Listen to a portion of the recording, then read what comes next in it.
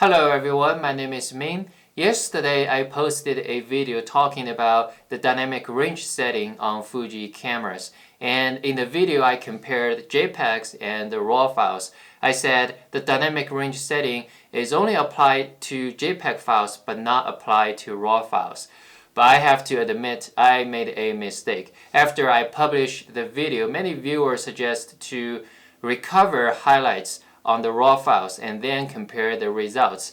And I did that today and I found something different. Let me explain.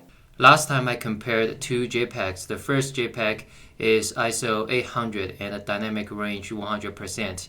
And I noticed the window is overexposed, and if I try to, there's no details here, and if I look at the second JPEG, it's ISO 800 and a dynamic range 400%, and then I can see the blue color here. I can see more details in the window. So I said dynamic range setting does apply to JPEGs.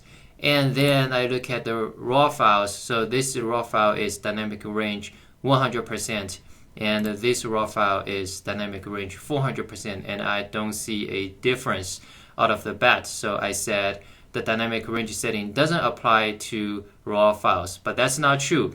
Many viewers point out that this histogram is a little bit different, and I actually tried to adjust the raw files. So first, let's start with this raw file, which is dynamic range 100% at ISO 800, and let's bring highlights back and even lower the exposure by one stop. Let's just put -1 here. So as you can see, this area is overblown, and there's no details here, no details here.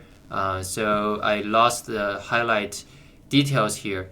And another raw file, this raw file is dynamic range 400%. So out of the bat, it does look the same as this photo, which took at dynamic range 100%.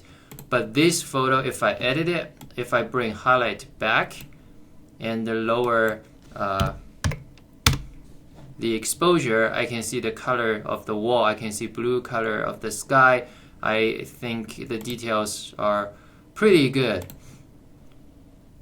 If we zoom into 100%, I think it's pretty good compared to this dynamic range 100% raw file.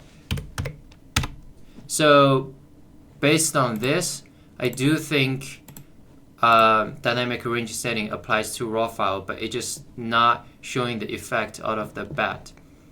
Now let's take a look at Lightroom. Lightroom is the same way. Let me reset this. So the first photo is dynamic range 100%. And if I lower highlights, and you can see overexposed highlights.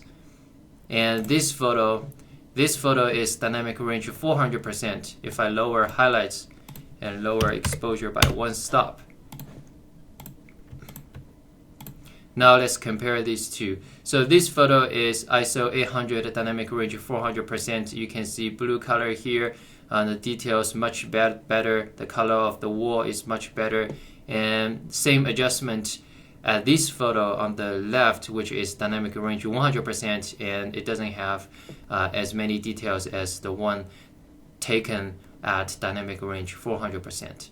So it looks like the dynamic range setting does apply to raw files as well. It just doesn't show up immediately after you open up the photos in Lightroom or Capture One Pro like JPEGs did. So yeah, I think I will play with the dynamic range setting more often, since it looks like it does apply to raw files. I think I might start using dynamic range 400% when I shoot above ISO 800. Alright, many thanks to those people who watched my last video, and many thanks to those people who made a suggestion. It's really good that we help each other, learn, we help each other understand the camera setting better.